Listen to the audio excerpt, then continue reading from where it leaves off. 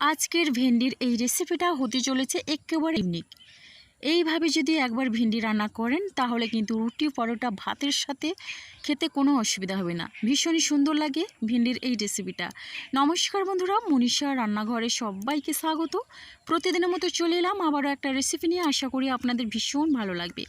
এখানে আমি নিয়েছি 250 গ্রাম ভেন্ডি, আর ভেন্ডিগুলো আগের থেকে আমি ধুয়ে রেখেছিলাম। এবার ভেন্ডিগুলো এইভাবে ছোট ছোট করে আমি কেটে নিচ্ছি। অনেক রকমভাবে ভেন্ডির রেসিপি খেয়েছেন, তবে এটা একবার হলেও ট্রাই করবেন, দেখবেন ভীষণ ভালো লাগবে। আর এটা না ভেন্ডির দো পেঁয়াজা। তো দেখুন ভেন্ডিটাকে আমি এইভাবে করে কেটে নিচ্ছি। সমস্ত ভেন্ডি কিন্তু একটু ছোট ছোট করে কেটে নিতে হবে, আর ভেন্ডিগুলো কিন্তু একেবারে কচি ভেন্ডি দেখে নিতে হবে, তাহলে কিন্তু রেসিপিটা ভীষণই ভালো লাগবে। অনেকেই কিন্তু ভেন্ডি খেতে পছন্দ করে না ভেন্ডির পিচ্ছিল ভাবের কারণে, কিন্তু এইভাবে রান্না করলে ভেন্ডির কোনো রকমের পিচ্ছিল ভাব থাকবে না। দেখুন সমস্ত ভেন্ডি আমার কাটা হয়ে গেছে। এবার এখানে আমি নিয়ে নিয়েছি পেঁয়াজ। পেঁয়াজের পাপড়িগুলোকে আমি এইভাবে করে কেটে নিয়েছি, যেহেতু আমি ভেন্ডির দো পেঁয়াজা বানাবো। দেখুন এবার আমি মশলার জন্য একটা মিক্সি জার নিয়েছি। এবার জারের মধ্যে এখানে দুটো মিডিয়াম সাইজের পেঁয়াজ এইভাবে করে কেটে রেখেছিলাম। আমি কিন্তু এখানে ভেন্ডির পরিমাণ অনুযায়ী পেঁয়াজ নিয়েছি। এবার এখানে কয়েক কোয়া নিয়েছি রসুন। এবার দিয়ে দিচ্ছি এখানে কাঁচা লঙ্কা। দেখুন এখানে আমি 3টে কাঁচা লঙ্কা দিয়ে দিলাম। এখানে কোনো রকমের আদার ব্যবহার আমি করব না। এখানে কিন্তু মশলাটা রেডি হয়ে গেছে, আর একেবারে মিহি করে নিয়ে একটু দানা দানা রেখে মশলাটাকে আমি বেটে নিয়েছি। এবার রান্নার জন্য আমি গ্যাসে কড়াই বসিয়ে দিয়ে কড়াইয়ের মধ্যে দিয়ে দিলাম সর্ষের তেল। এখানে 2 চামচের মতো প্রথমেই সর্ষের তেল দিলাম। তেলটা গরম করে নিয়ে এখন আমি পেঁয়াজের পাতাগুলো ভেজে নেব, পেঁয়াজের পাপড়িগুলো ভেজে নিচ্ছি। আর পেঁয়াজটাকে একটু লাল লাল করে ভেজে নিলে কিন্তু পেঁয়াজের কাঁচা গন্ধটা থাকে না, তাহলে কিন্তু ভেন্ডির এই রেসিপিটা ভীষণই ভালো লাগে। তো দেখুন বন্ধুরা, উল্টে পাল্টে গ্যাসের ফ্লেমটা মিডিয়ামে রেখে আমি পেঁয়াজগুলো এইভাবে করে ভেজে নিচ্ছি। আর পেঁয়াজের কালারটা চেঞ্জ হয়ে গেছে দেখেই বুঝতে পারছেন। এখন আমি পেঁয়াজগুলো তুলে নিচ্ছি তেলটা ঝরিয়ে। এবার এখানে একটা টমেটো নিয়েছিলাম, মিডিয়াম সাইজের একটা টমেটো এইভাবে লম্বা ফালি করে আমি কেটে রেখেছিলাম। এবার টমেটো আমি তেলের মধ্যে দিয়ে টমেটো ভেজে নিচ্ছি। টমেটো যদি ভেজে নেওয়া যায় তাহলে কিন্তু ভীষণই ভালো লাগে। তো এই পদ্ধতিতে একবার হলেও আপনারা ভেন্ডির এই রেসিপিটা ট্রাই করবেন, দেখবেন একবার খাওয়ার পরে কিন্তু মুখে স্বাদ লেগে থাকে, ভীষণই ভালো লাগে খেতে। আর এখানে কিন্তু টমেটো খুব সুন্দরভাবেই ভাজা হয়ে গেছে।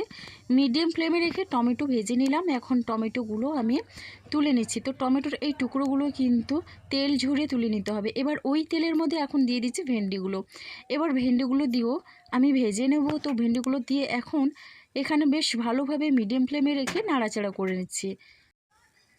আর লবণটা দিয়ে গ্যাসের ফ্লেমটা একেবারে আমি হাই করে দিয়েছি, দিয়ে তারপর বেশ ভালোভাবে নাড়াচাড়া করে নিচ্ছি। তাহলে কিন্তু ভেন্ডির যে একটা পিচ্ছিল ভাব থাকে সেটা কিন্তু খুব সহজেই চলে যায়। আর প্রথমেই কিন্তু আমি হাই ফ্লেমে রেখে এইভাবে নাড়াচাড়া করে নিয়ে এটা ঢাকনা দিয়ে 1 থেকে 1.5 মিনিটের মতো আমি রান্না হতে দেবো। একেবারে কিন্তু বেশি সময় ধরে ঢাকনা দিয়ে রান্না করা যাবে না, তাতে করে কিন্তু ভেন্ডি থেকে জল বেরিয়ে আসবে আর ভেন্ডিটা কিন্তু পিচ্ছিল হয়ে যাবে।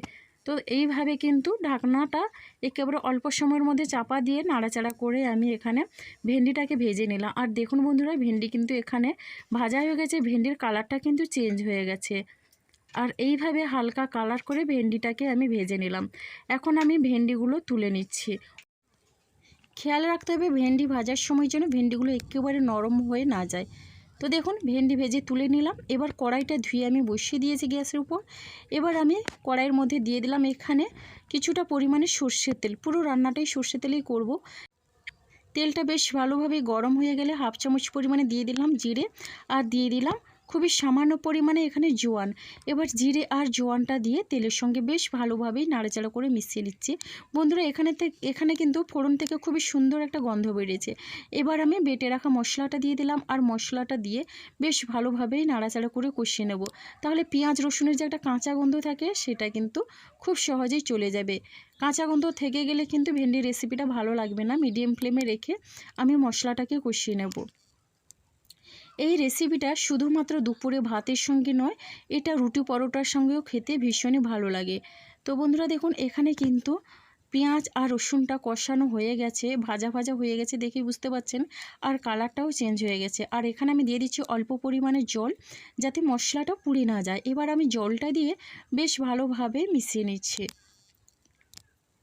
ভেন্ডির এই রেসিপিটা কিন্তু মাত্র কয়েক মিনিটের মধ্যে রেডি হয়ে যায়।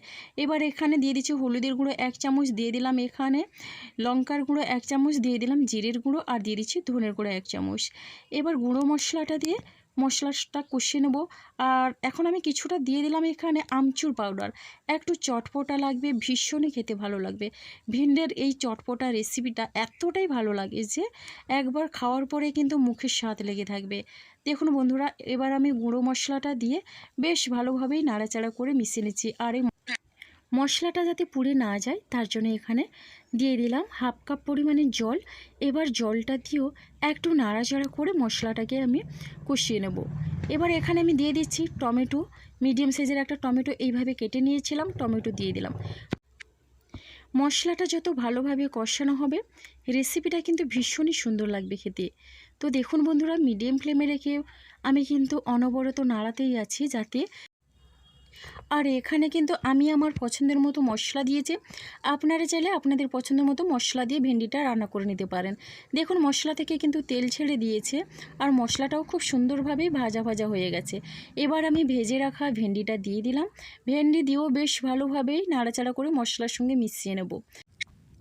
আর কারা কারা আমার মতো করে ভেন্ডি রান্না করেন অবশ্যই আপনারা কমেন্টস করবেন। আপনাদের কমেন্টসগুলো কিন্তু পড়তে আমার ভীষণই ভালো লাগে। তো বন্ধুরা দেখুন, এখানে ভেন্ডিটা দেওয়ার পরে মশলার সঙ্গে বেশ ভালোভাবেই কিন্তু কষিয়ে নিয়েছি। আর এখানে কিন্তু দেখুন মশলা আর ভেন্ডি একেবারে ভাজা ভাজা হয়ে গেছে। তো এই পদ্ধতিতে একবার হলেও বন্ধুরা রান্না করে দেখবেন, আশা করি আপনাদের বেশ ভালো লাগবে। এবার এখানে আমি দিয়ে দিচ্ছি ভেজে রাখা পেঁয়াজের পাপড়িগুলো। এরপরে আমি ভেন্ডির সঙ্গে বেশ ভালোভাবে মিশিয়ে নেব। এখানে কিন্তু মশলাটা ভেন্ডির মধ্যে ঢুকলে ভীষণই ভালো লাগবে। তো দেখুন এখন আমি এখানে দিয়ে দিচ্ছি খুবই অল্প পরিমাণে জল। জলটা কিন্তু বেশি প্রয়োজন হয় না ভেন্ডির এই রেসিপির জন্য। এখানে কিন্তু আমি 1 কাপের মতো জল দিয়েছি। তো বেশি জলের যেহেতু প্রয়োজন নেই, ভেন্ডি অনেক নরম সবজি আর এমনিতেই ভাজার সময় ভেন্ডি কিন্তু অনেকটা সেদ্ধ হয়ে গেছিলো। দেখুন এখানে জলটা দেওয়ার পরে দিয়ে দিচ্ছি এখানে স্বাদ অনুসারে লবণ। আর লবণটা দিয়েও বেশ ভালোভাবেই আমি মিশিয়ে নেব। আর এইভাবে মাখো মাখো ভেন্ডির রেসিপি কিন্তু দুপুরের ডাল ভাতের সঙ্গে দারুণ লাগবে খেতে। তো দেখুন এখন আমি ঢাকনা দিয়ে 3 মিনিটের মতো রান্না হতে দেব। তো 3 মিনিট পরে ঢাকনাটা খুলে একটু নাড়াচাড়া আমি প্রথমেই করে নিচ্ছি। দেখুন খুবই সুন্দর একটা কালার এসছে। আর এই রকম কালার করে ভেন্ডি রান্না করলে কিন্তু দেখতে যেমন ভালো লাগে আর খেতেও কিন্তু অসাধারণ হয়। আমার চ্যানেলে কিন্তু অনেক রকমের ভেন্ডি রেসিপি দেওয়া আছে, আপনারা চাইলে দেখে আসতে পারেন। এখানে আমি দিয়ে দিলাম খুবই সামান্য পরিমাণে জিরের গুঁড়ো।